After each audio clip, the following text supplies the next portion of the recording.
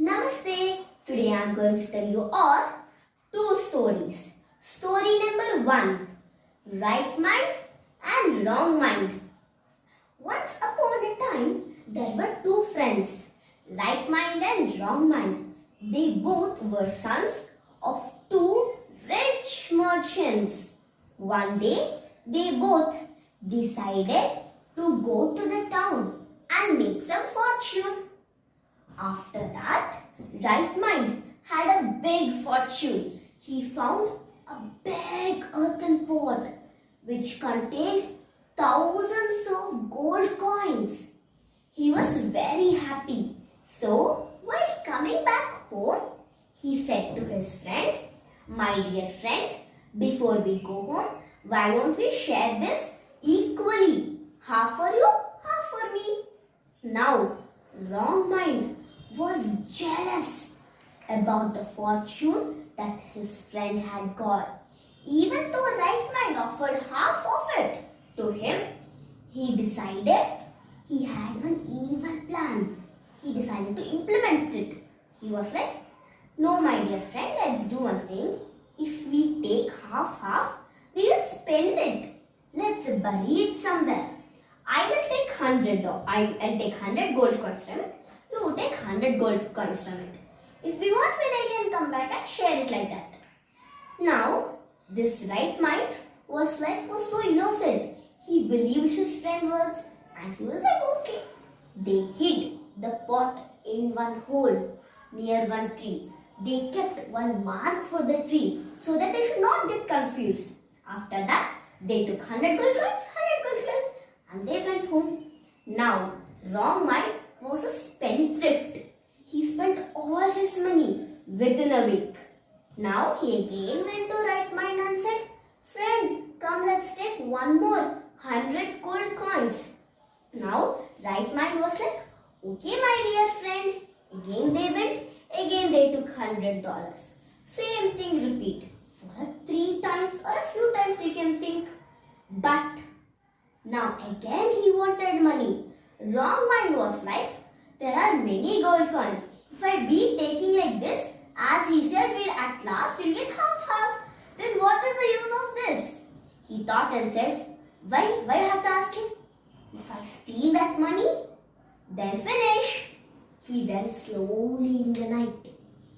He stole. After he stole, he again came back slowly without any noise.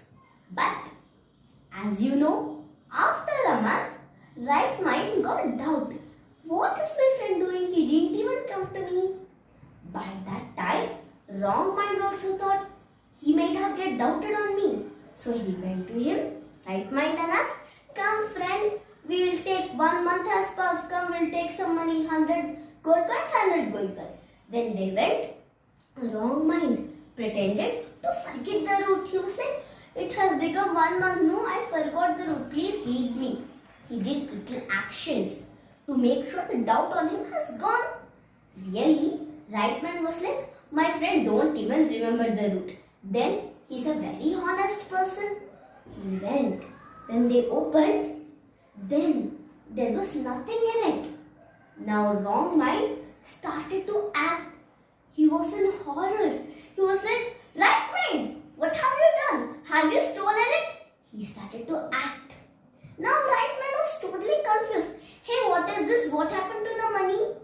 They both started quarreling. So at last, wrong mind was like, "Now stop. What is the use of us? Come, we'll go to the magistrate."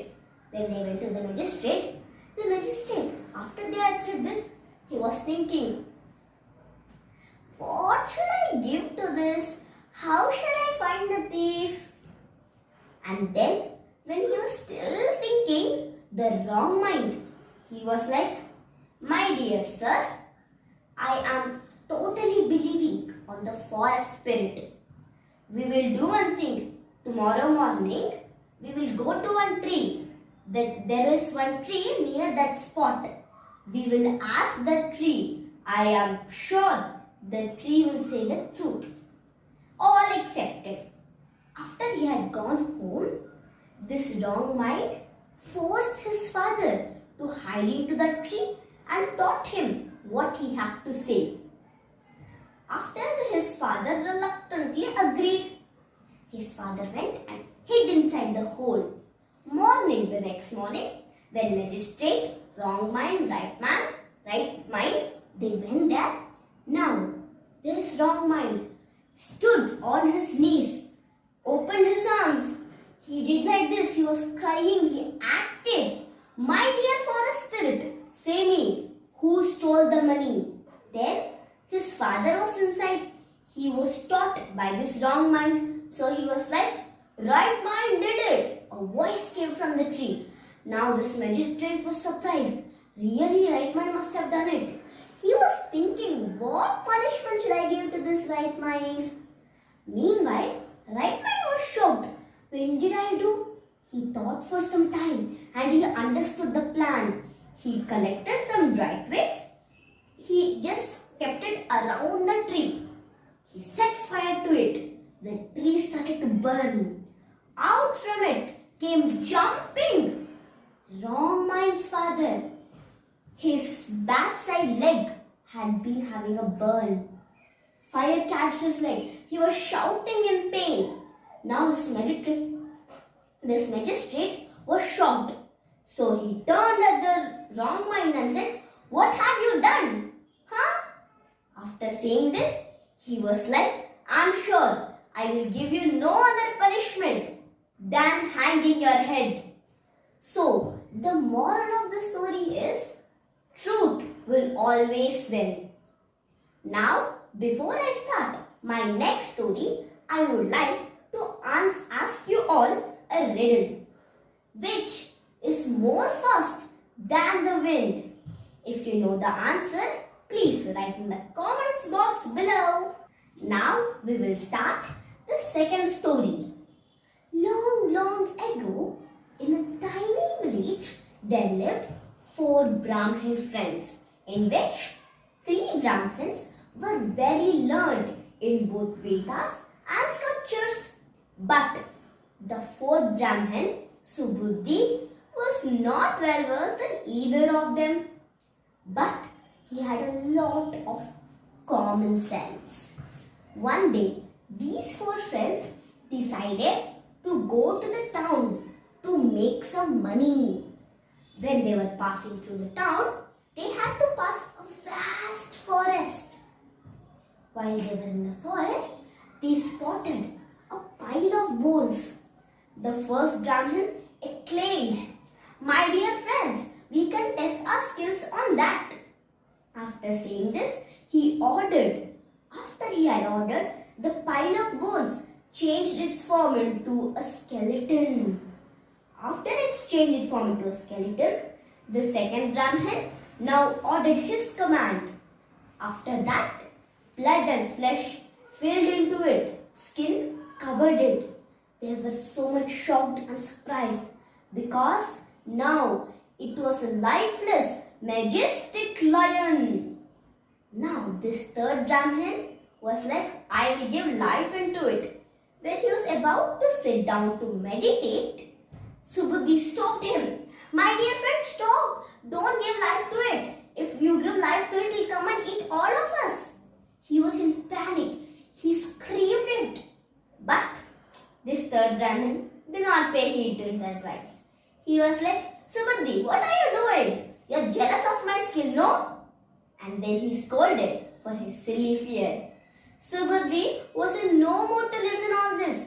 He was in panic one side. So he was like, please wait for some time then. And he started to run as fast as his legs could carry him. He climbed upon one tree and sat there in relief. Now, these 3 Brahmins, they were so much they were happy and they were laughing. Ha ha ha ha ha. What a stupid fellow he is. He was running in panic. Did you see how he was running? They were talking. Then the third Brahmin was like, now wait, I will test my skill. He went on one rock. He sat down. He started to meditate. After some time, he opened his eyes. He did one mantra. He chanted it. Suddenly, The lifeless lion was alive. Now, do you know what it did? It gave a majestic roar. That roar was enough. The three Brahmins were shivering already. It sprang upon one, killed them. They all died. After that, Subuddhi sat crying at the dead bodies of his friends. He thought, my friends were well versed in Vedas and scriptures, but Vedas or scriptures, either of them could not save them. But my common sense was enough for me to save my life. So the moral of the story is, common sense is better than any other education. I hope you understand my video. If you really like the story, please do like, share and subscribe. Thank you.